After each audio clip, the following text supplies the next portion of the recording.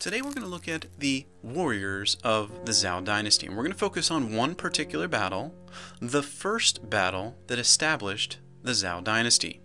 So in their subduing history, the Shang Dynasty existed before the Zhou Dynasty, and in the battle that determined who got to rule China, there were 700,000 Shang warriors.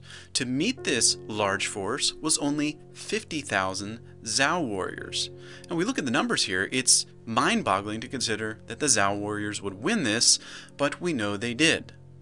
So this is very important to see that numbers do not determine a battle.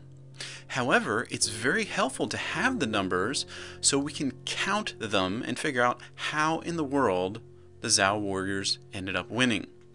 So numbers do not determine a battle, but they provide the means for determination. So here we have a picture of the battle. Each of these squares represents 50,000 soldiers. And just looking at the numbers, it's very imposing how the Zhou army managed to bring about victory. However, the Shang emperor had given over 150,000 slaves weapons and just thrown them into his army. So these slaves realized they were probably going to be just slaughtered during the battle.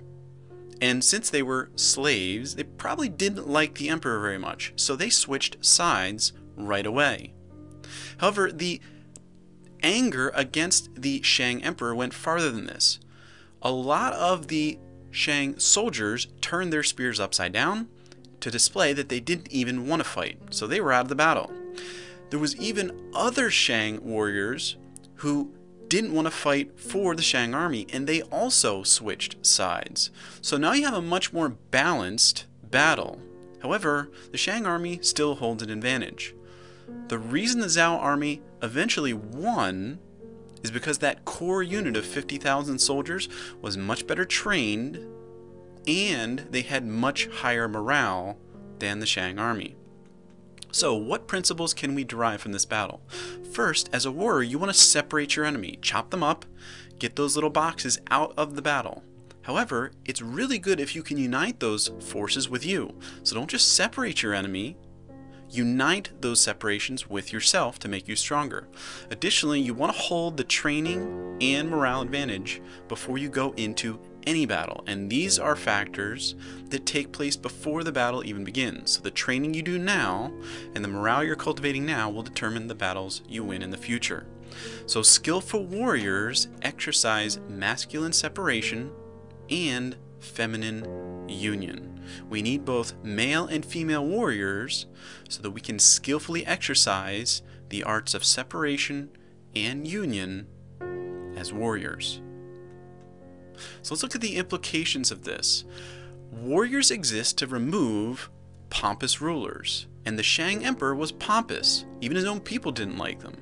So the Zhou warriors set out to remove him, and they led this movement with the support of the people. This is very important. When you're a warrior, you want to follow the people by what they want. Then you lead the people with their support. When you oust the pompous ruler, then you have to lift up a new ruler, because you're a warrior, you don't want to rule. You lift up a new ruler to oversee the land who will serve the people. So warriors remove rulers and lift up a new ruler who will serve the people. So what conclusions can we draw about the subduing arts?